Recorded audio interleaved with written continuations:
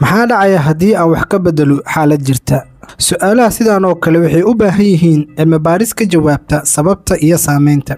waxaa la adeegsadaa tijaabooyin dhab ah si loo ogaado in wax ka beddelka uu keeno isbeddel natiijo leh. waxaa lagu magacaabaa cilmi baarista tijaabada ama experimental research. noocan cilmi baarista ah waa laf-dhabarka horumarinta daawooyinka, barnaamijyada waxbarasho iyo hal-abuurka tiknoolajiyadda. cilmi baarista tijaabadu waa mid lagu sareeyo tijaabo toos ah oo baaraysa sababta iyo saameynta. baarayaashu waxay si ula kac ah wax uga beddelaan hal arrin ama variable si ay u arkaan si ay saameyn ugu yeelan karto arrimaha kaleenta. cilmi baaristani waxaa lagu saleeyaa 2 kooxood, experimental group iyo control group. waxaa sidoo kale inta lagu saleeyaa tijaabooyin si qoto dheer loo fuliyo. ugu dambeysna natiijooyinka si tiro leh ayaa loo cabiraa iskulana barbardhigaa. tusaale, macad waxbarasho ee ku yaala Muqdisho ayaa rabo inuu qiimeeyo barnaamij cusub oo loogu talagalay kor u qaadida fahamka ardayda ee xisaabta dugsiga dhexe. waxay ardayda u qaybiyeen 2 kooxood. kooxda koowaad experimental group waxay isticmaaleen barnaamijka cusub ee loogu talagalay xisaabta muddo 6 isbuuca. kooxda labaad ee control group waxay sii wateen habkoodii caadiga ahaa ee waxbarashada. markii la gaaray imtixaankii ugu dambeeyay, ardaydii isticmaalaysay barnaamijka cusub waxay heleen celcelis ahaan 20% natiijo ka sareysa kooxdii kale. tijaabadaasi waxay caddaysay waxtarka barnaamijka cusub, taasoo keentay in lagu ballaariyo dugsiyada kale.